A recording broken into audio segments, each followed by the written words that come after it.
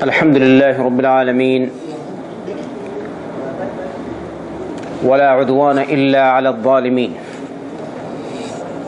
وأشهد أن لا إله إلا الله وحده لا شريك له وأشهد أن محمدا عبده ورسوله أما بعد فأعوذ بالله من الشيطان الرجيم بسم الله الرحمن الرحيم قل أعوذ برب الفلق من شر ما خلق ومن شر غاسق إذا وقب ومن شر النفاثات في العقد ومن شر حاسد إذا حسد।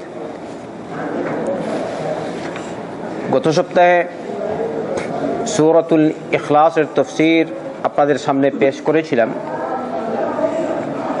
কিন্তু এই দর্শটি আবার অন্য দর্শে পেশ করব ইনশাআল্লাহ। আজকে সূরাতুল ফালাকের ফজিলত ও তাফসীর আপনাদের সামনে পেশ করা হবে। ইমাম ইবনে কাসির রহমতুল্লাহ আলাইহি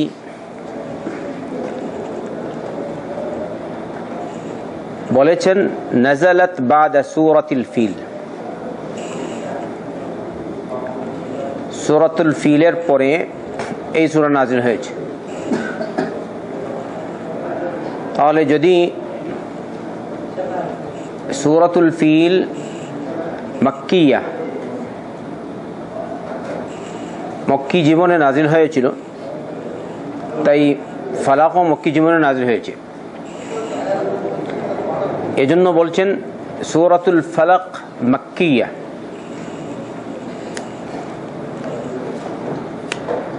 তবে এক সূরা যদি প্রথমে নাযিল হয় তাহলে আবারও স্মরণ করিয়ে দেয়া যেতে পারে অথবা নাযিল হতে পারে।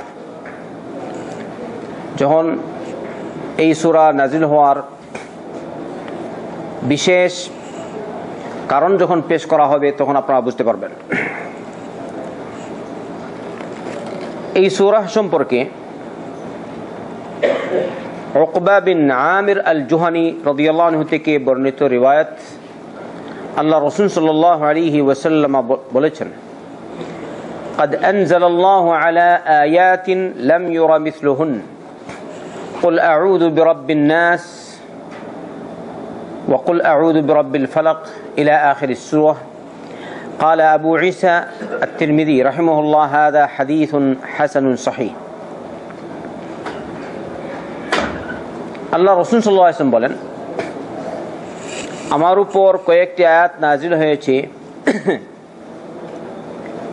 এই আয়াতের অনুরূপ আর কোনো আয়াত দেখা যায়নি। তারপরে বললেন কুল আউযু বিরাব্বিন নাস আর কুল আউযু বিরাব্বিল ফালাক, এই দুই সূরা পাঠ করলেন। কোরআন কারীম যখন আমরা পাঠ করব ধারাবাহিকভাবে সিরিয়ালভাবে পাঠ করব, প্রথমে কুল আউযু বিরাব্বিল ফালাক, তারপরে কুল আউযু বিরাব্বিন নাস। অনেক লোক কায়দায় যেভাবে পড়া হয়, কায়দা বা সিপারায়, প্রথমে কুল আউযু বিরাব্বিন নাস, তারপরে কুল আউযু বিরাব্বিল ফালাক, তারপরে কুল হুয়াল্লাহু আহাদ, তারপরে তাব্বাত ইয়াদা, এই তরতিব বা এই ধারাবাহিকতায় লোকজন না বুঝে সালাতেও পড়ে। এটা কিন্তু আসলে সুন্নতের উল্টা। সুন্নত হচ্ছে কোরআন যেভাবে আছে শুরু থেকে সূরাতুল ফাতিহা থেকে নিয়ে কুল আউযু বিরাব্বিন নাস পর্যন্ত, তাহলে কুল আউযু বিরাব্বিল ফালাক আগে আসে না কুল আউযু বিরাব্বিন নাস আগে আসে? মুমতাজ। আলাম তারা আগে আসে না ইলাফি আগে আসে? আমি মাঝে মধ্যে দেখতে পাই যখন জামাত শেষ হয়ে যায়, যেমন মাগরিবের সালাত বা ইশার সালাতে আরো কিছু লোক আসলো সালাত পড়ার জন্য, জামাত শুরু হয়েছে তাদের, আলহামদু পড়ার পরেই প্রথম যে সূরা পড়ে তা হচ্ছে কুল আউযু বিরাব্বিন নাস। এরকম আপনারা শুনেছেন? আর না কেউ কেউ পড়ে কুল হুয়াল্লাহু আহাদ পড়ে তাব্বাত ইয়াদা। আমি যা মনে করি এই ভুল আমাদের দেশের লোকজন থেকে কম হয়, বলি আলহামদুলিল্লাহ। এই ভুল হয় এখানকার লোকদের থেকে। ওরা দেখছি অনেকেই, বেশিরভাগ যদি না বলি তাহলে অনেকেই আমি শুনতে পাই প্রথমে কুল আউযু বিরাব্বিন নাস, তারপরে কোন সূরা পড়বে বলেন তো? এদিকে আর যদি পড়ে তাহলে এটা আবার রিপিট করবে, কিন্তু সে উল্টা পড়ে। এটা সুন্নতের উল্টা। আল্লাহ রাসূল সাল্লাল্লাহু আলাইহি ওয়াসাল্লাম থেকে সবসময় ধারাবাহিকভাবে কোরআন প্রমাণিত সালাতে একবার পড়েছেন আল্লাহ রাসূল সাল্লাল্লাহু আলাইহি ওয়াসাল্লাম তাহাজ্জুদের সালাতে। প্রথমে পড়েছেন সূরাতুল বাকারা, তারপরে সূরাতুন নিসা, তারপরে আলে ইমরান। এর দ্বারা বড়জোর প্রমাণিত হচ্ছে এটা সুন্নাহ। এটা সুন্নত নয়, জায়েজ। জায়েজ প্রমাণিত হচ্ছে। আর সুন্নত কোনটা? যেটা নবী করিম সাল্লাল্লাহু আলাইহি ওয়াসাল্লাম সব সময় করতেন, ধারাবাহিকভাবে যেভাবে পড়তেন ওই রকম। তাই বাই চান্স ভুল হয়ে গেলে অসুবিধা নেই, অথবা জায়েজ বোঝাবার জন্য কেউ যদি এরকম করে, কিন্তু নিয়মিত এরকম করা সুন্নতের উল্টা। এমনি ভাবে আল্লাহ রাসূল সাল্লাল্লাহু আলাইহি ওয়াসাল্লাম ফজরের সালাতে আবু দাউদের একটি রওয়ায়াত হাসান পর্যায়ের, ইযা জুলজিলাতিল আরদু জিলজালাহা, এই সূরা প্রথম রাকাতেও পড়েছেন, দ্বিতীয় রাকাতেও পড়েছেন। অতএব কেউ যদি এক সূরা পুনরায় পড়ে পুনরুক্তি করে অন্য রাকাতে, তাহলে তা নাজায়েজ নয়, জায়েজ। কিন্তু এটা সব সময় হবে না, এটা মাঝে মধ্যে। আল্লাহু আ'লাম।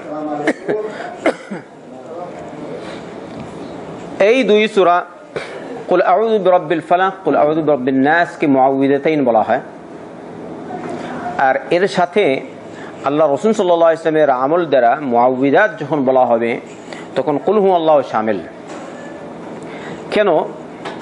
মা আয়েশা রাদিয়াল্লাহু আনহা বলেছেন, أن النبي صلى الله عليه وسلم كان إذا أوى إلى فراشه كل ليلة جمع كفيه ثم نفث فيهما فقرأ فيهما قل هو الله أحد وقل أعوذ برب الفلق وقل أعوذ برب الناس ثم يمسح بهما ما استطاع من جسده يبدأ بهما على رأسه ووجهه وما أقبل من جسده يفعل ذلك 3 مرات। আল্লাহ রাসূল সাল্লাল্লাহু আলাইহি ওয়াসাল্লাম যখন বিছানায় যেতেন, অর্থাৎ ঘুমাবার জন্য শুতেন, তখন প্রতি রাত্রিতেই এই 3 সূরা পাঠ করতেন। কুল হুয়াল্লাহু আহাদ, কুল আউযু বিরাব্বিল ফালাক, কুল আউযু বিরাব্বিন নাস পাঠ করার পরে দুই হাতে এরকম করে ফুঁক দিতেন। এটি স্পষ্ট, কারণ আগে পড়বেন, কারণ পড়ার আগে তো আর ফুঁক দেওয়া যায় না। পড়তেন, তারপরে এরকম ফুঁক দিতেন। ফুঁক দিয়ে মাথা এবং মুখমণ্ডল, এরকম মুখমণ্ডলের উপর এরকম হাত বুলাতেন, আর শরীরের যতটুকু অংশ, 2 হাত যেত ততটুকু অংশে তিনি হাত বুলাতেন। এরকম করে আল্লাহ রাসূল সাল্লাল্লাহু আলাইহি ওয়াসাল্লাম 3 বার করতেন। এই হাদিসটি ইমাম তিরমিজি রাহমাতুল্লাহ আলাইহি উল্লেখ করেছেন, বলছেন হাদা হাদিসুন গরীবুন সহিহ। হাদিসটি সহিহ, শেখ নাসিরউদ্দিন আলবানী সহিহ বলেছেন। তাহলে যখন আপনি বিছানায় যাবেন ঘুমাবার জন্য রাত্রে, সুন্নত হচ্ছে এরকম 3 বার করা। কুল হুয়াল্লাহু আহাদ, কুল আউযু বিরাব্বিল ফালাক, কুল আউযু বিরাব্বিন নাস একবার পড়লেন, ফুঁক দিলেন আর হাত বুলালেন শরীরে যতটুকু যায়। একবার পড়লেন, আরেকবার পড়ুন, আরেকবার পড়ুন। অতএব বোঝা গেল এই 2 সূরার সাথে কুল হুয়াল্লাহু আহাদ ও মুআউযিদাতের অন্তর্ভুক্ত, মানে এমন সূরা যেগুলোর মাধ্যমে মানুষ আল্লাহর কাছে আশ্রয় প্রার্থনা করে।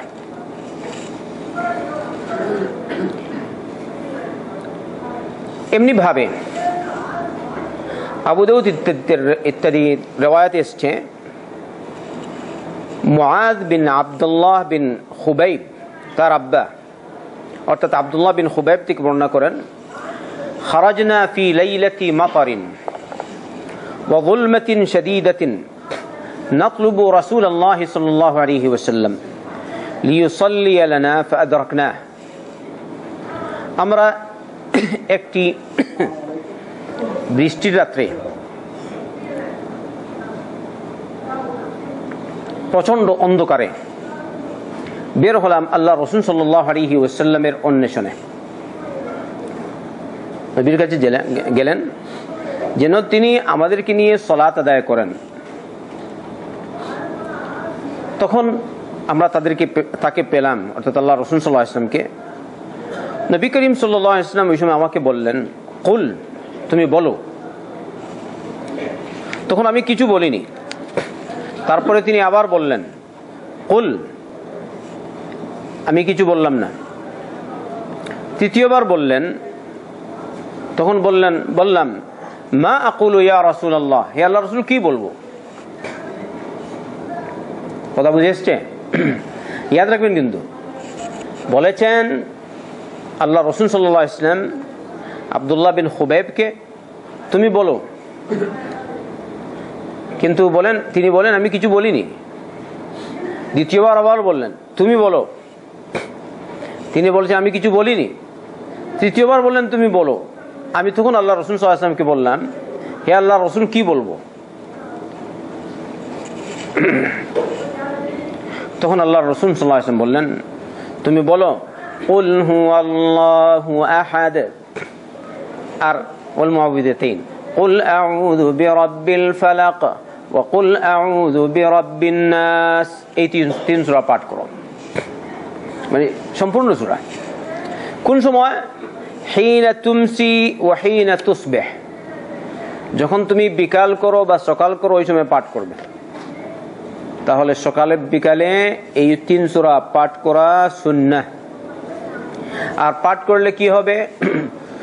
তাকফিকা মিন কুল্লি শাই, তাহলে এই সূরাগুলি তোমার জন্য যথেষ্ট হয়ে যাবে। অর্থাৎ সব রকমের অনিষ্ট থেকে রব্বুল আলামিন তোমাকে এই সূরাগুলি পাঠ করার জন্য আল্লাহ তোমাকে বাঁচাবে ইনশাআল্লাহ। এই হাদিসটিও হাসান বা সহিহ।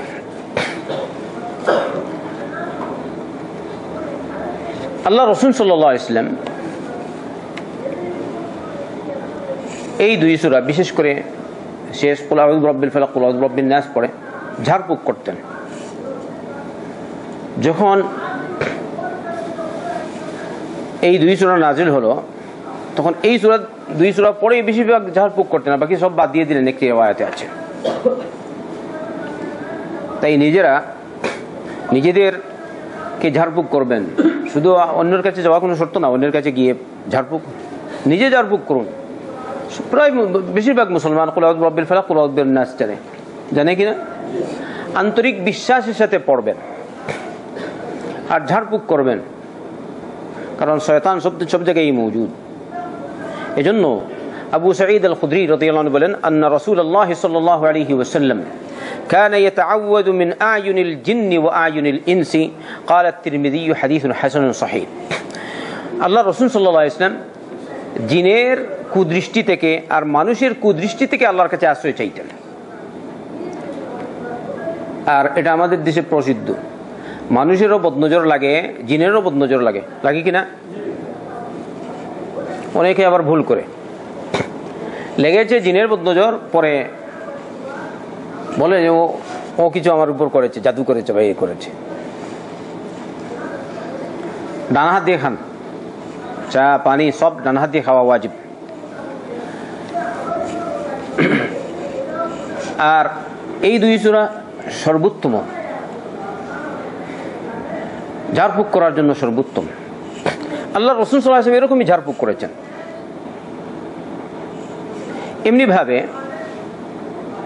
অন্যান্য দোয়া আয়াত কোরআনিয়া পড়েও ঝাড়ফুঁক করেছেন আল্লাহ রাসূল সাল্লাল্লাহু আলাইহি ওয়াসাল্লাম, বা আল্লাহ রাসূল সাল্লাল্লাহু আলাইহি ওয়াসাল্লামের সমর্থন রয়েছে, সাহাবায়ে কেরাম রাদিয়াল্লাহু আনহুম আজমাইন করেছেন। কিন্তু তাবিজ কখনো ঝুলাননি। কথা বুঝে এসছে? তাবিজ ঝুলাননি, কোনো সহিহ রিওয়ায়াত নেই। সহিহ কোনো রিওয়ায়াত নেই যে আল্লাহ রাসূল সাল্লাল্লাহু আলাইহি ওয়াসাল্লাম তাবিজ ঝুলিয়েছেন অথবা সাহাবাদেরকে বলেছেন তোমরা তাবিজ ঝুলাও। বরং নবী করিম সাল্লাল্লাহু আলাইহি ওয়াসাল্লাম বলেছেন, মান আল্লাকা তামিমাতান ফাকাদ আশরাকা, যে তাবিজ তামিমা ঝুলালো সে শিরিক করলো। আর তামিমা শব্দের আসল অর্থ হচ্ছে ঝিনুক ইত্যাদি। আগের জমানায় এরকম ঝিনুক গলায় ঝুলিয়ে রাখতো, এখনও বিভিন্ন জায়গায় ঝুলিয়ে রাখে, যেন মানুষের চোখ সর্বপ্রথম তার বাচ্চার মুখমণ্ডলে না পড়ে ওইদিকে পড়ে, তাহলে নজর লাগবে না। এরকম আছে কিনা? আসলে ও বাঁচাবার মালিক না, ওইটা বাঁচাবার মালিক আল্লাহ সুবহানাহু ওয়া তাআলা। অতএব এটা তুমি আল্লাহ রাসূল সাল্লাল্লাহু আলাইহি ওয়াসাল্লাম বলেছেন, এটা ঝুলাও না। আর এর পরিবর্তে আমাদের দেশে বা বিভিন্ন জায়গায় তারা তাবিজ ঝুলান, অন্যরকম করে তাবিজ। আবার তাবিজ কিরকম, হয়তো একটা কিছু লিখলো, যেমন 786 বিসমিল্লাহর পরিবর্তে নাউযুবিল্লাহ বলি সবাই, আলহামদুলিল্লাহ রাব্বিল আলামিনের একটা নকশা তারা তৈরি করেছে, গুনতে গুনতে কি শেষ। কিরকম, যে এত কম্পিউটার জমানা ছিল নাকি আগে, সারা সূরার রোমানিক মান কত গুনে তো একটা কথা। বিসমিল্লাহির রহমানির রহিমের যে মান তারা লিখেছে 786, ওই মানও ঠিক না। কথা বুঝছেন? একজন বলেন এটা ঠিক না, ওই তাদেরই একজন বলেছে যারা 786 লেখে, তারা বলে না তার মান কম পড়ে গেছে, অতএব 786 লেখা ঠিক না। যদি বিসমিল্লাহির রহমানির রহিমের মান লেখাই যদি ঠিক না হয় তাদের হিসাব মোতাবেক, গণনা মোতাবেক, তাহলে আলহামদুর মান কিরকম লেখা ঠিক হবে? অন্যদিকে এরকম মান লেখা জায়েজ না, কোরআনে কারীমকে বিকৃত করা হচ্ছে। সবাই বলি নাউযুবিল্লাহ। কেন? আমি বিসমিল্লাহির রহমানির রহিমের পরিবর্তে যদি কোরআনে কারীম থেকে পড়ি 786 786 কি বলেন, সুন্নাত আদায় হবে? অথবা কেউ মনে হয় জবাই করার সময় বলছে বিসমিল্লাহির রহমানির রহিম না বলে 786, জায়েজ হবে? তো কোরআনকে কেন বিকৃত করছো? গালি দিবেন না, বুঝে শুনে কথা বলবেন যারা আমার আলোচনা শুনবেন। খবরদার, কোরআনকে বিকৃত করা জায়েজ না। কোরআন যেভাবে নাজিল হয়েছে ওইভাবে আমাদেরকে রাখতে হবে। বিসমিল্লাহির রহমানির রহিম যেভাবে এসেছে কোরআনে ওইভাবে আমাদেরকে রাখতে হবে। কোরআনের শুরুতে, সূরার শুরুতে বিসমিল্লাহির রহমানির রহিম একটা মুস্তাকিল আয়াহ আলাদা, আমাদেরকে ওইভাবে রাখতে হবে। এমনি ভাবে সূরাতুন নামলের একটা আয়াতই সম্পূর্ণ ইন্নাহু মিন সুলাইমানা ওয়া ইন্নাহু বিসমিল্লাহির রহমানির রহিম, ওইভাবে আমাদেরকে রাখতে হবে। সূরাতুল ফাতিহা যেভাবে আছে ওইভাবে রাখতে হবে। কুল আউযু বিরাব্বিল ফালাক যেভাবে আছে ওইভাবে রাখতে হবে। কুল আউযু বিরাব্বিন নাস যেভাবে আছে ওইভাবে রাখতে হবে।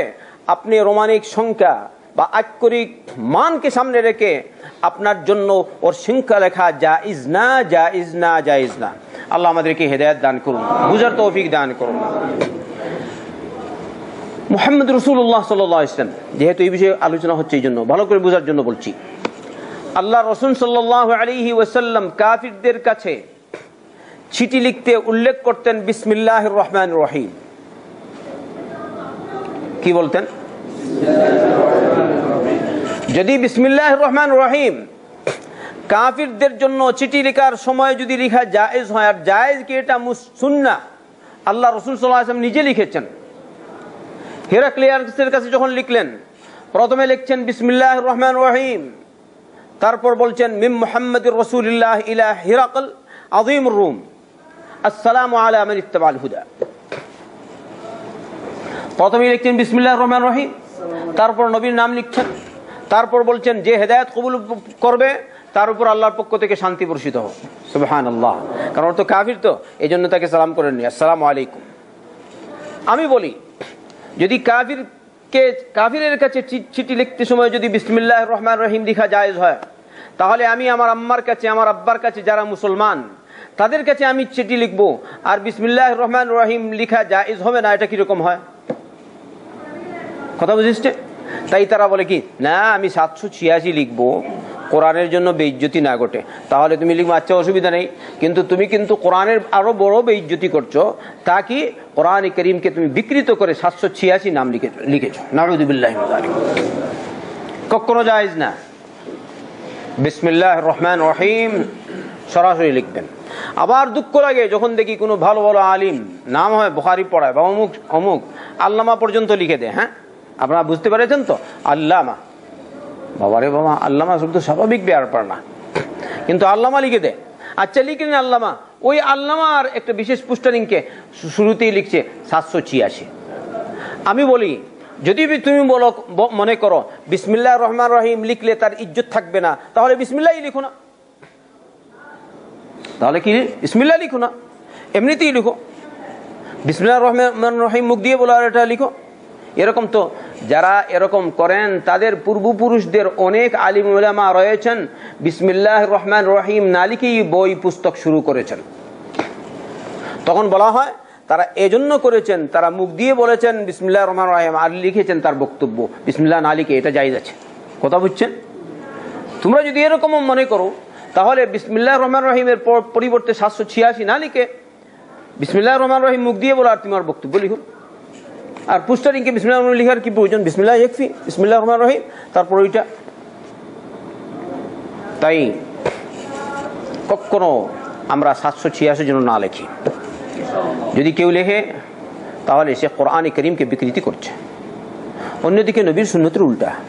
আরেকটা, সুলাইমান আলাইহিস সালাম কোরআনে কারীমে এই সূরাতুন নামল আমি বললাম বিলকিসের কাছে যখন চিঠি লিখলেন তখন তিনি লিখেছিলেন ইন্নাহু মিন সুলাইমান ওয়া ইন্নাহু বিসমিল্লাহির রহমানির রহিম আল্লা তাআলু আলাইয়া ওয়াতুনি মুসলিমিন। এই চিঠি হচ্ছে সুলাইমানের পক্ষ থেকে, আর এই চিঠিটি আমি আল্লাহর নামে লিখছি, যিনি হচ্ছেন পরম করুণাময় দয়ালু। তারপরে তার বক্তব্য, খবরদার তুমি আমার বিরুদ্ধাচরণ করবে না, আমার আনুগত্যের বিরোধিতা করবে না, তুমি আমার কাছে আমার অনুগত হয়ে আমার কাছে চলে এসো, ওয়াতুনি মুসলিমিন, তোমরা সবাই মুসলমান হয়ে আমার কাছে চলে এসো। এটা অর্ডার দিয়েছেন কে? সুলাইমান আলাইহিস সালাম ওই কথিত বিলকিসকে। পরবর্তীতে আপনারা ঘটনা জানেন, পরে সে এসেছে একদম লাস্টে এসে বলেছিল ইন্নী যালামতু নাফসি ওয়া আসলামতু মা সুলাইমান লিল্লাহি রাব্বিল আলামিন, আমি আমার নিজের উপর জুলুম করেছি, আমি এবারে ইসলাম কবুল করলাম সুলাইমানের সাথে। কার জন্য ইসলাম কবুল করলাম? লিল্লাহ, আল্লাহর জন্য, যিনি হচ্ছেন সৃষ্টিকরের রব। কিন্তু এই বিলকিস বা ওই রানীর কিচ্ছা বলা আমার উদ্দেশ্য না, তাই শুরু থেকে শেষ পর্যন্ত আমি এখন বলে দিলাম। আল্লাহ আমাদেরকে বুঝার তৌফিক দিন, হেদায়েত দান করুন। এবারে আসি এই সূরা সম্পর্কে আলোচনা।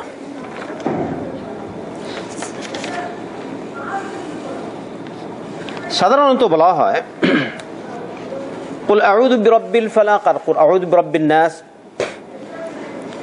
এই দুটি সূরা বিশেষ কারণে নাজিল হয়েছিল। কিন্তু আমি উল্লেখ করছি এখানে যেভাবে ইমাম ইবনে কাসির রহমতুল্লাহ আলাইহি বলছেন এটা মক্কি আয়াত, তাহলে পরে আবার যখন বলেন ঘটনা উল্লেখ করেন তখন বলেন এটা আবার কি হচ্ছে, এটা ওই বিশেষ ঘটনার প্রেক্ষাপটে নাজিল হয়েছে, আর ওই ঘটনাটি ঘটেছে মদনী জিন্দেগিতে, তাহলে এটা আবার কি হচ্ছে মদনী। তাই আগে পূর্বে নাজিল হয়েছে, পরে আবার নাজিল হয়েছে। আমরা নাজিল তো হয়েছি, কিন্তু আবার আল্লাহ রাসূল সাল্লাল্লাহু আলাইহি ওয়াসাল্লামকে জানিয়ে দেওয়া হলো এগুলোর গুরুত্ব বেশি। তাই এদিকে উল্লেখ করে এই দুটি সূরাকে মদনীও বলা হয়ে থাকে, কিন্তু আসল সূরা মক্কি। এখানে আমি বললাম ঘটনা আছে, ঘটনাটি কি দেখেন। রাওয়াল বুখারী في كتاب الطب في صحيحه عن عائشة قالت كان رسول الله صلى الله عليه وسلم سحر حتى كان يرى أنه يأتي نساءه ولا يأتيهن। মা আয়েশা রাদিয়াল্লাহু আনহা বর্ণনা করেন আল্লাহ রাসূল সাল্লাল্লাহু আলাইহি ওয়াসাল্লাম এর উপর জাদু করা হয়েছিল। নবীর উপর যদি জাদু করা হয়ে থাকে তাহলে আমাদের উপর জাদু করা কি অসম্ভব হবে? সম্ভব না অসম্ভব? তাই আমরা বিশ্বাস করি জাদু আছে, কিন্তু জাদু থেকে বাঁচার পথও মৌজুদ। এটা অস্বীকার করবে না কেউ, জাদু নাই কেউ বলতে পারবে না। কোরআন এবং সুন্নাহ দ্বারা প্রমাণ আছে জাদু। কিন্তু জাদুর আবার বিভিন্ন টাইপ বা প্রকরণ রয়েছে। আল্লাহ আমাদের সকলকে এইসব অনিষ্ট থেকে হেফাজত করুন। এবারে দেখুন আল্লাহ রাসূল সাল্লাল্লাহু আলাইহি ওয়াসাল্লাম কে যখন জাদু করা হয়েছিল তখন তিনি মনে করতেন, ওই মা আয়েশা বলছেন আল্লাহ রাসূল সাল্লাল্লাহু আলাইহি ওয়াসাল্লাম তার স্ত্রীদের কাছে এসেছেন অথচ আসেননি। قال سفيان অর্থাৎ সুফিয়ান ইবনে উয়াইনা وهو أشد ما يكون من السحر إذا كان كذا এই অবস্থাটি খুব ভয়ানক। অর্থাৎ স্বামীর উপর এমনভাবে জাদু করেছে যে জাদুর ফলে সে তার স্ত্রীর সাথে সহবাস করতে পারেনি। এটা হচ্ছে মারাত্মক। এরকম জাদু করে হিংসুক, তাহলে জাদুর প্রভাব আছে কিনা? এই সুবহানাল্লাহ, নবী করিম সাল্লাল্লাহু আলাইহি ওয়াসাল্লামের উপর জাদুর প্রভাব পড়েছে, কিন্তু তার বিস্তারিত আলোচনা অন্যদিন করব। আজকে যেটা আছে ওইটা। فقال يا عائشة علمت أن الله قد أفتاني في ما استفتيته فيه। হে আয়েশা, তুমি কি জানতে পেরেছো? আল্লাহ আমাকে জানিয়ে দিয়েছেন যে বিষয় সম্পর্কে আমি তার কাছে আবেদন করেছিলাম সে বিষয়ের জবাব তিনি আমাকে দিয়েছেন, আর সে বিষয়ের ফতোয়া আমাকে জানিয়ে দিয়েছেন। তাহলে প্রথম ফতোয়াদাতাকে আল্লাহ, বুঝলেন? يستفتونك قل الله يفتيكم في الكلالة। ওরা আপনার কাছে ফতোয়া চায়, আপনি বলুন আল্লাহ আপনাকে ফতোয়া দিচ্ছেন কালালার ব্যাপারে। সূরা নিসার একদম শেষ আয়াত, ইয়াস্তাফতুনাক কুলিল্লাহু ইফতিকুম। এখানে কালালা কি ওইটা আরেক ব্যাপার। আমার কথা হচ্ছে আল্লাহ নিজে ফতোয়া দিচ্ছেন, ঠিক না? অন্যদিকে মুহাম্মদ রাসূলুল্লাহ সাল্লাল্লাহু আলাইহি ওয়াসাল্লাম ফতোয়া দিয়েছেন, সাহাবায়ে কেরাম ফতোয়া দিয়েছেন। তাই ফতোয়ার এই বিধান কিয়ামত পর্যন্ত চলতে থাকবে ইনশাআল্লাহ। কিন্তু কথা হলো, যে কোনো মানুষ যার মধ্যে ফতোয়া দেওয়ার যোগ্যতা নেই সে যদি ফতোয়া দেয় তাহলে কি হবে? এইটা নিষেধ। কিন্তু যোগ্য ব্যক্তি ফতোয়া দিবে, টেকই মোল্লা ফতোয়া দিবে না, যে কিছু বুঝে না দিয়ে দিল ফতোয়া। তাই অনেক মানুষ আমাদের মধ্য থেকে আছে যে আলিফ বা পড়তে পারে না, আউযু বিল্লাহি মিনাশ শাইতানির রাজিম জানে না। যদি তাকে কোনো প্রশ্ন করা হয় যে বাস অথবা আলোচনা হয়, আরে এটা জায়েজ, আরে এটা না জায়েজ, এরকম আছে, করে কিনা মানুষ? খবরদার মুসলমান, এরকম করো না, আল্লাহকে ভয় করো, হারাম, জায়েজ না। আল্লাহ রাসূল সাল্লাল্লাহু আলাইহি ওয়াসাল্লাম বলছেন মা আয়েশাকে, আল্লাহ, আমি যে বিষয়ে আল্লাহর কাছে আবেদন করেছিলাম সে বিষয়টি আল্লাহ আমাকে জানিয়ে দিয়েছেন। কি ব্যাপার? বলছেন আতানি রাজুলানি فقعد أحدهما عند رأسي والآخر عند رجلي فقال الذي عند رأسي للآخر ما بال الرجل؟ قال مطبوب. قال ومن طبه؟ قال لبيد بن أعصم رجل من بني زريق حليف اليهود كان منافقا. قال وفيما؟ قال في مشت ومشاطة. قال وأين؟ قال في جف طلعة ذكر تحت راعوفات في بئر ذروان. قالت فأتى البئر حتى استخرجه. قال هذه البئر التي أريتها وكأن ماءها نقاعة الحناء وكأن نخلها رؤوس الشيطان أو شياطين। শেষ পর্যন্ত আমার কাছে দুই ব্যক্তি আসলেন। অন্য রিওয়ায়াতে আসছে ঘুমন্ত অবস্থায় আল্লাহ রাসূল সাল্লাল্লাহু আলাইহি ওয়াসাল্লাম ঘুমিয়েছিলেন, এমনি মুহূর্তে তার কাছে দুইজন এসেছেন। আর এই জায়গায় দুইজন এসেছেন বলছে দুই ফেরেশতা এসেছেন। একজন হচ্ছেন জিবরাইল আলাইহিস সালাম আর আরেকজন হচ্ছেন মিকাইল আলাইহিস সালাম।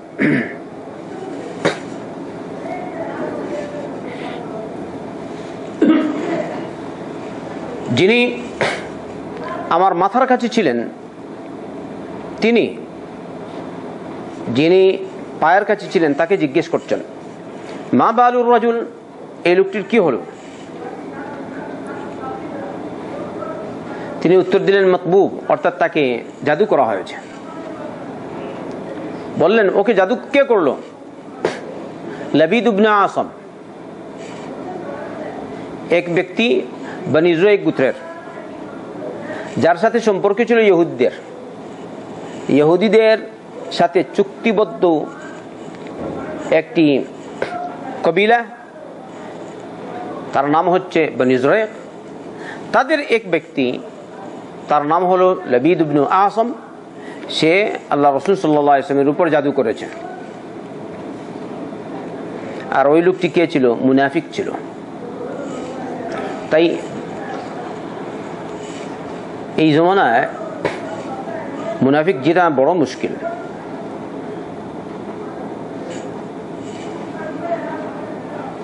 সলাতেও যায়, রোজাও রাখে, হজও করে, যাকাতও দেয়, উমরাও করে, কিন্তু ইসলাম আর মুসলমানদের বিরুদ্ধে লড়াই করে।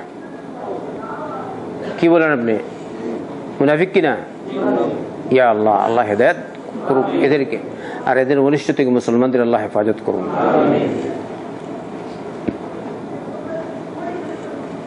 তো মুনাফিক সবসময় কেন মুনাফিকান? নবী করিম সাল্লাল্লাহু আলাইহি ওয়াসাল্লামের পিছনে সালাত পড়তো, তবুও সে মুনাফিক। তাই শুধু সালাত পড়লে হবে না, অতএব আপনি ভালো লোকের সাথে থাকার চেষ্টা করবেন। মনটা কার সাথে থাকবে? ভালো লোকের সাথে। যে শয়তান খবিস তার সাথে যদি মন হয়, তাহলে আপনিও ওর সাথেই কিয়ামতের দিন উঠবে। ও যেভাবে মুনাফিক, ওইভাবে কাল কিয়ামতের দিন সে মুনাফিক হয়ে উঠবে, আর আপনিও মুনাফিক হয়ে উঠবেন, নাউযুবিল্লাহ। তাহলে আপনি ভালো লোকের সাথে থাকবেন, খারাপ লোকের সাথে থাকবেন না। অনেকে হয়তো বলে না না ওদের সংখ্যা বেশি, তাই ওদের সাথেই চলি। আমাদের সংখ্যা বেশি আর কম এটা ব্যাপার। যদি এরকম হতো তাহলে তো আল্লাহ রাসূল সাল্লাল্লাহু আলাইহি ওয়াসাল্লাম প্রথমেই বলতেন, এখানে কি করব, এরকম মুশকিল। মক্কার সবাই তো লাত আর মানাত আর উজ্জাকে ডাকছে, তো আমিও মাঝে মধ্যে এটা ডাকি, আর মাঝে মধ্যে বলি লা ইলাহা ইল্লাল্লাহ। বলতেন কিনা আল্লাহ রাসূল সাল্লাল্লাহু আলাইহি ওয়াসাল্লাম? কিন্তু এরকম করেছেন? তিনি এই সব বাতিল মাবুদদের বিরুদ্ধে তিনি প্রতিবাদ জানিয়েছেন, আর একমাত্র লা ইলাহা ইল্লাল্লাহ হক মাবুদের দিকে মানুষকে আহ্বান করেছিলেন সাল্লাল্লাহু ওয়া সাল্লামু আলাইহি। তাইলে বেশিরভাগ মানুষের দোহাই দেয়া জায়েজ না জায়েজ? না জায়েজ। ওয়া ইন তুতি আকসারা মান ফিল আরদি ইউদিল্লুকা আন সাবিলিল্লাহ।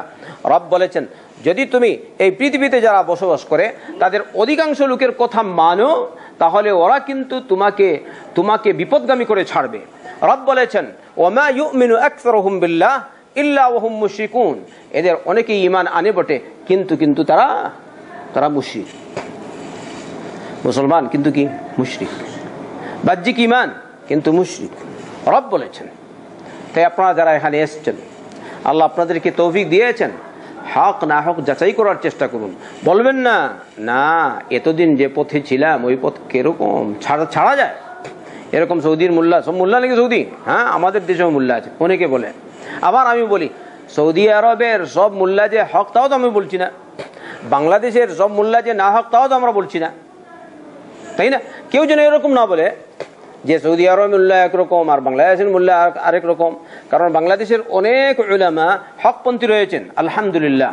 ইন্ডিয়ার অনেক উলামা হকপন্থী রয়েছেন, আছেন কিনা? অতএব আপনি ধোঁকা দিয়ে নিজে প্রতারিত হবেন না, অন্যকেও প্রতারিত করবেন না। আল্লাহ আমাদেরকে তৌফিক দিন। আচ্ছা, এই মুনাফিক আল্লাহ রাসূল সাল্লাল্লাহু আলাইহি ওয়াসাল্লামের উপর জাদু করলো ইহুদিদের প্ররোচনায়। এবারে ওই প্রশ্নকারী ফেরেশতা আবার প্রশ্ন করছেন, ওয়াফিমা, কিরকম সে জাদু করলো? বললেন, ফি মুশতিন ওয়া মুশাতাতিন। মুশত মানে চিরুনি, আর চিরুনি দ্বারা যেসব চুল বের হয় চিরুনি করে, ওইসব চিরুনি করা চুলের উপর, এর সাথে আরও কোনো রবায়াতে অন্য কিছু মিক্স আছে, কিন্তু আসলে হচ্ছে এটা মুশত আর মুশাতা। এবারে বলছে ওটা কোথায় রাখলো? যে বস্তু দিয়ে জাদু করেছে ওটা কোথায় রেখেছে? ওয়াইন قال في جف طلعة ذكر تحت رعوفات في بئر ذروان।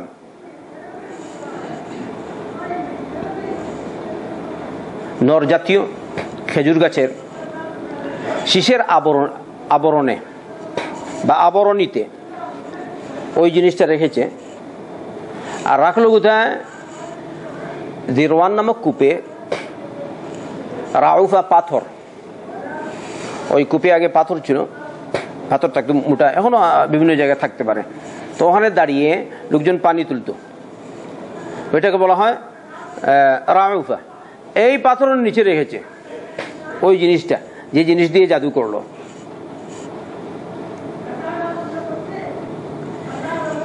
অন্যান্য রওয়ায়াতে এসেছে, তাহলে এটা কি করবে? বলা হয়েছে ওখান থেকে তুলবে, ওখান থেকে তুলে ওইটা নিয়ে আসবে আর এই 2 সূরা পাঠ করবে, কুল আউযু বিরাব্বিল ফালাক, কুল আউযু বিরাব্বিন নাস। মুফাসসিরিন উল্লেখ করেছেন ওখানে 11টা গিট ছিল, গিট বেঁধেছে। তাহলে জাদুকর যারা, ওদের কাজই হচ্ছে গিট টিট বাঁধা। আচ্ছা, যদিও নাম হয় অমুক আর তমুক, কিন্তু বাস্তব দেখবেন ওরা এরকম লোকজন বেশিরভাগ জিন সাধক।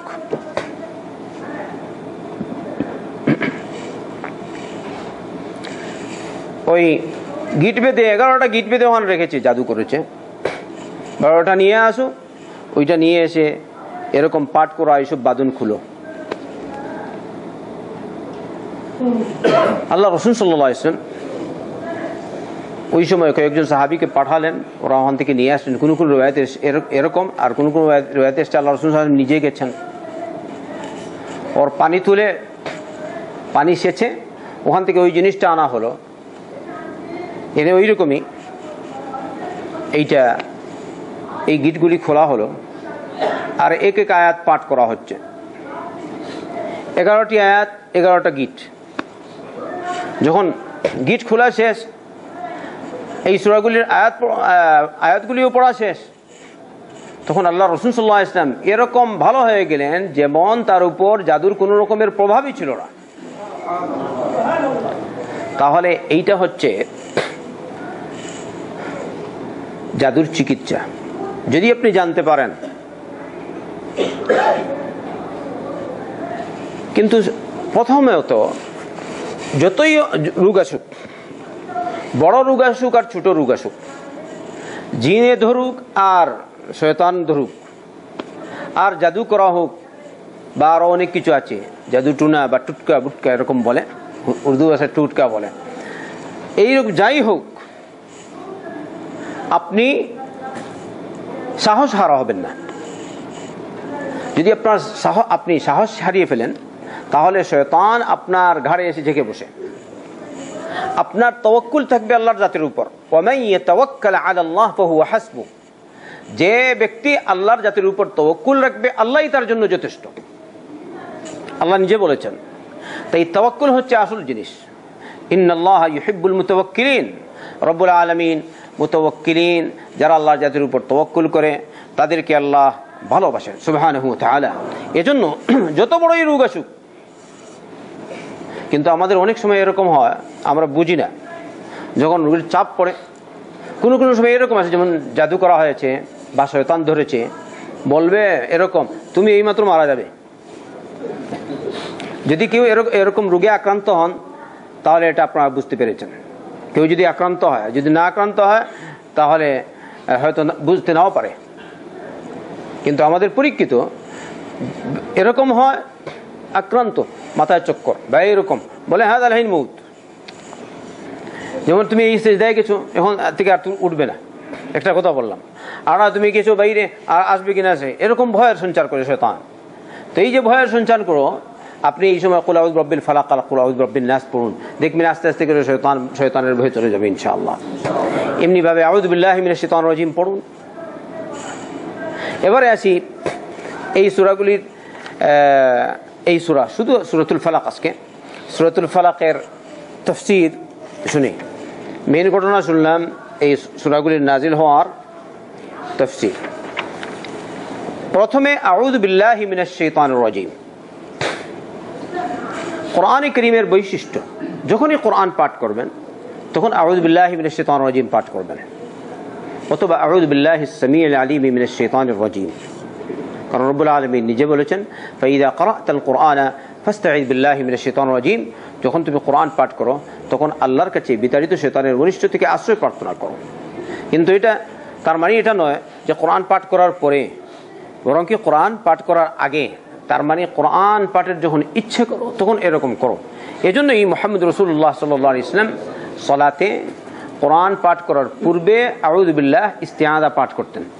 আর এই ধারা চলে আসছে এখনো পর্যন্ত, কিয়ামত পর্যন্ত এই ধারাই চলবে ইনশাআল্লাহ তাআলা। বিসমিল্লাহির রহমানির রহিম। আল্লাহর নামে পাঠ করছি, যিনি পরম করুণাময় অতি দয়ালু। এই আয়াতটি প্রত্যেকটি সূরাতের পার্থক্য করার জন্য আলাদা করে নাযিল হয়েছে। এই আয়াত কোন সূরার অংশ না, তাই সূরা ফাতিহার অংশ না। ইমাম আবু হানিফা রাহমাতুল্লাহ আলাইহির মাযহাবে বিসমিল্লাহির রহমানির রহিম সূরা ফাতিহার অংশ না। ইমাম শাফি রাহমাতুল্লাহ আলাইহির মাযহাবে একটা মসলা বলে দিচ্ছি আর কি, এটা ইমাম শাফি রাহমাতুল্লাহ আলাইহির মাযহাবে বিসমিল্লাহির রহমানির রহিম সূরা ফাতিহার অংশ, কিন্তু এক্ষেত্রে বিশুদ্ধ মত বিসমিল্লাহির রহমানির রহিম সূরা ফাতিহার অংশ না। এটি আমাদের মাশায়েখ উলামায়ে কেরামরা বলে থাকেন, শেখ ইবনে উসাইমিন, ইবনে বাজ ওয়া গায়রুহুম রাহমাতুল্লাহ আলাইহিম। কুল আউযু বিরাব্বিল ফালাক, আপনি বলুন আমি আশ্রয় চাইছি ফালাকের রবের কাছে। ফালাক, ইমাম ইবনে কাসির রাহমাতুল্লাহ আলাইহি এই ফালাকের ব্যাখ্যা বলছেন, কিল ফিল ফালাকি তাফাসিরু শাত্তা ওয়াল আসাহহু আস-সুবহ।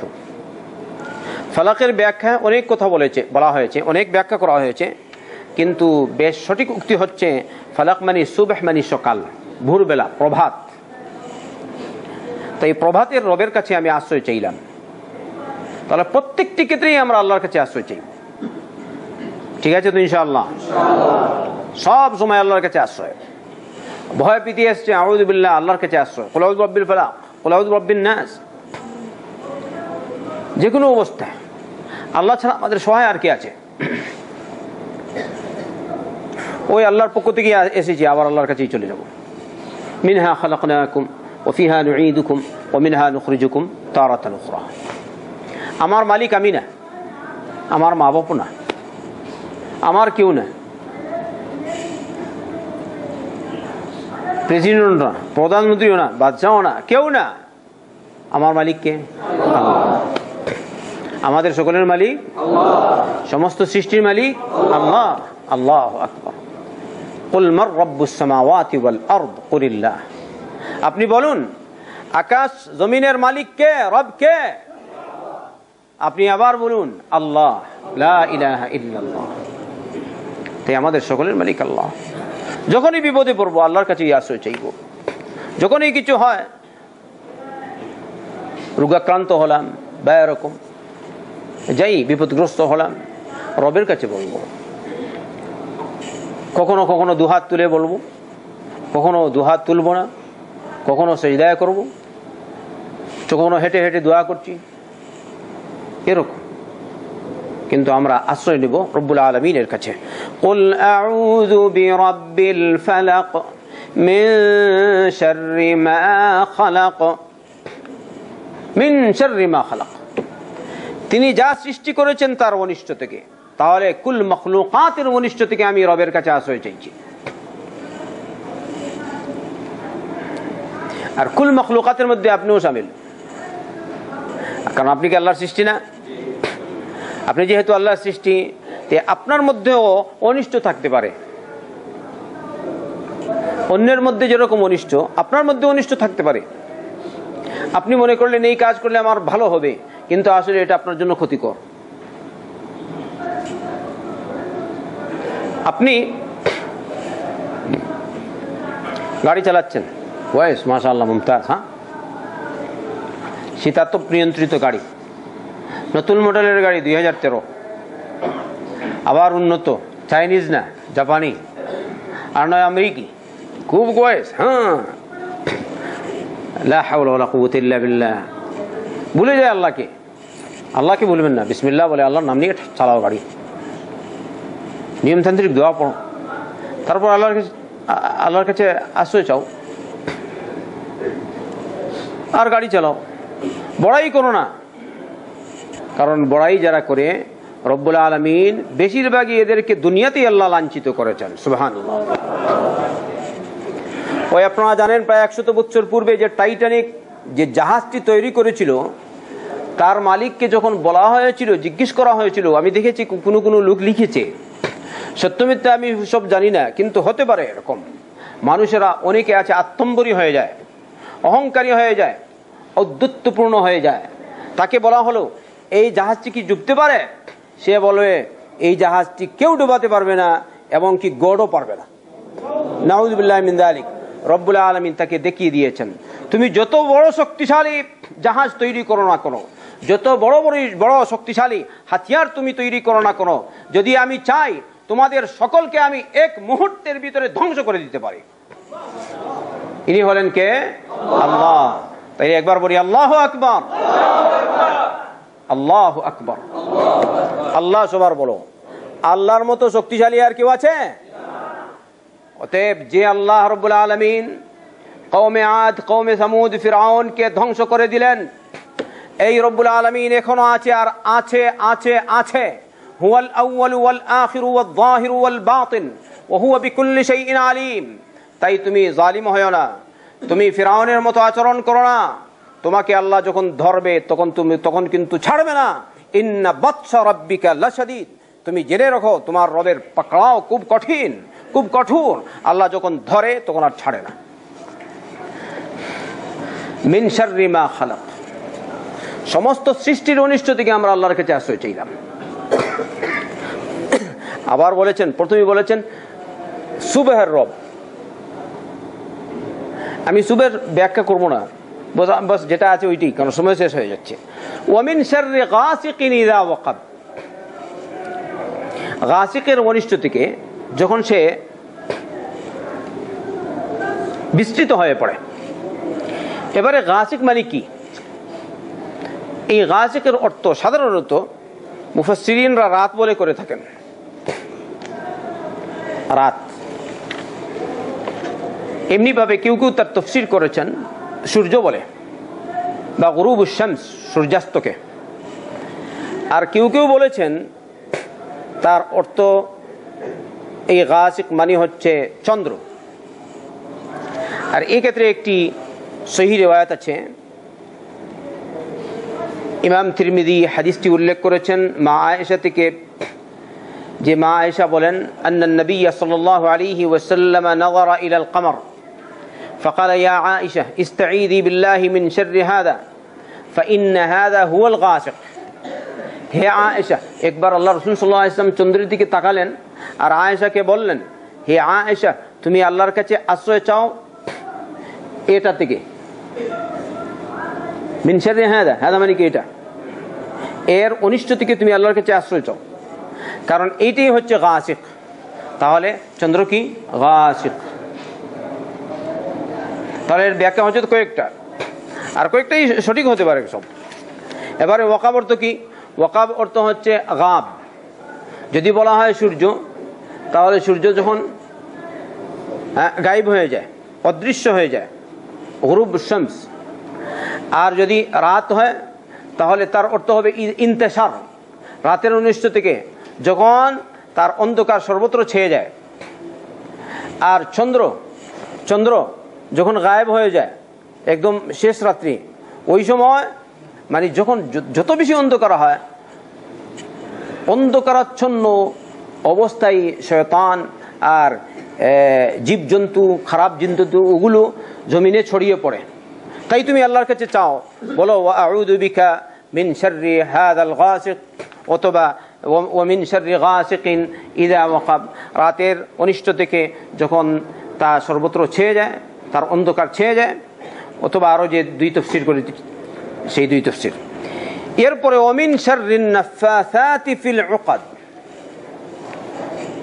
নাফাসাত, নাফাস থেকে, নাফাস মানে থুকা, থুকা। আর যারা জাদু করে তারা থুকে।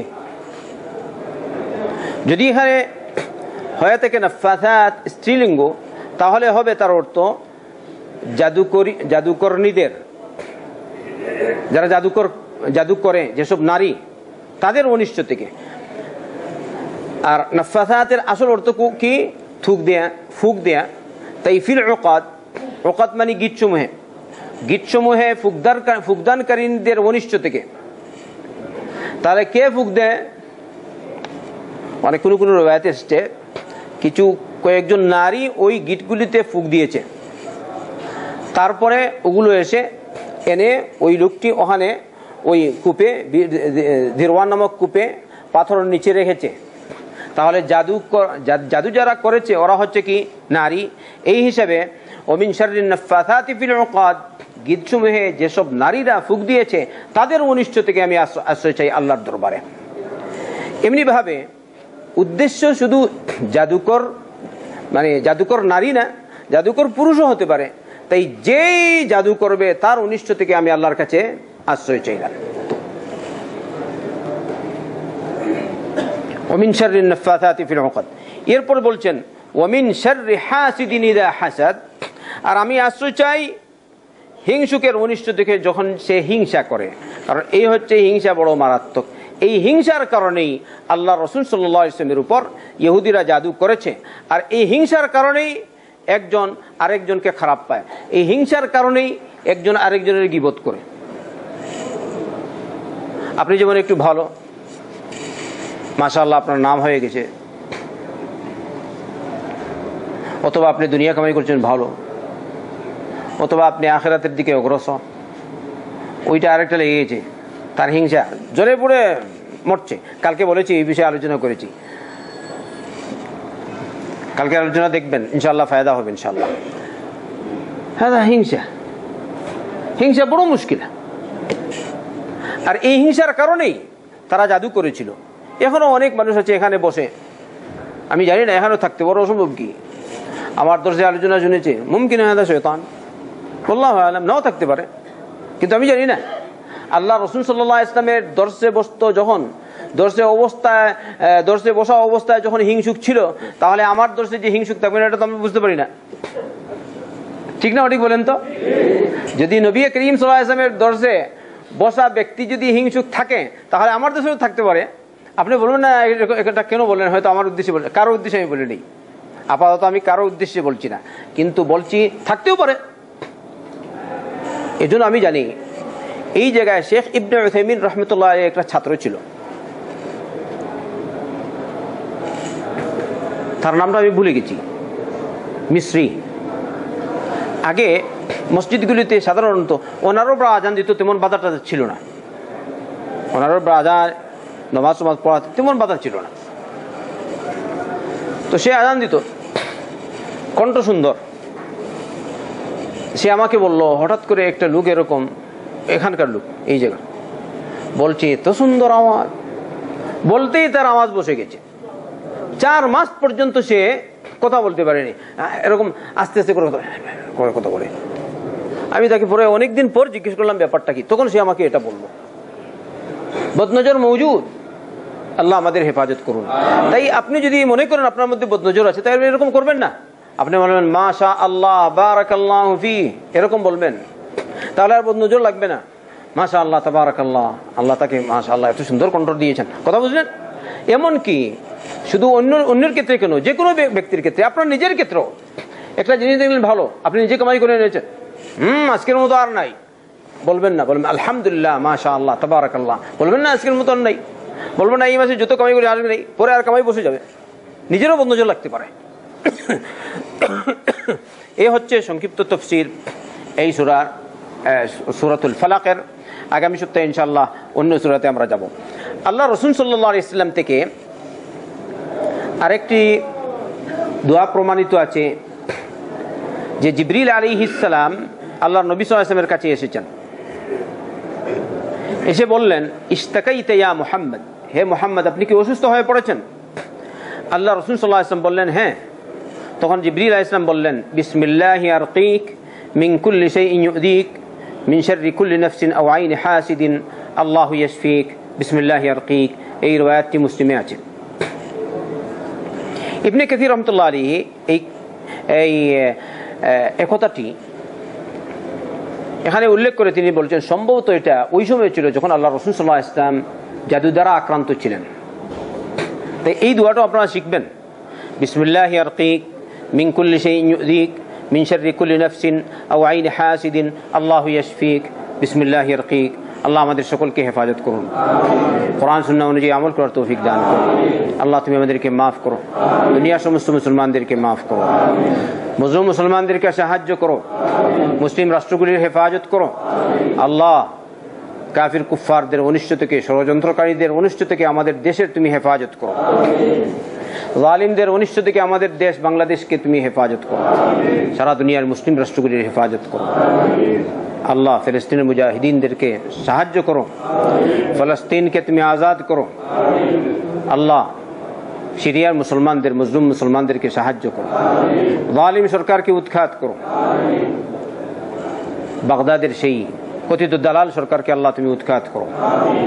আল্লাহ তুমি এইসব নাস্তিক আর ফাসিক ফুজ্জার সরকারগুলিকে আল্লাহ তুমি উৎখাত করে দাও, আর এদের পরিবর্তে মুসলিম সরকার এনে দাও যারা মুসলমানদের সাথে ভালো ব্যবহার করবে, ইসলামের খেদমত করবে। আল্লাহ এরকম সরকার তুমি এনে দাও। রব্বানা তাকাব্বাল মিন্না ইন্নাকা আনতাস সামিউল আলিম ওয়া তুব আলাইনা ইন্নাকা আনতাত তাওয়াবুর রহিম। আল্লাহুম্মা সাল্লি ওয়া সাল্লিম ওয়া বারিক আলা মুহাম্মদ ওয়া আলা আলিহি ওয়া সাহবিহি আজমাইন।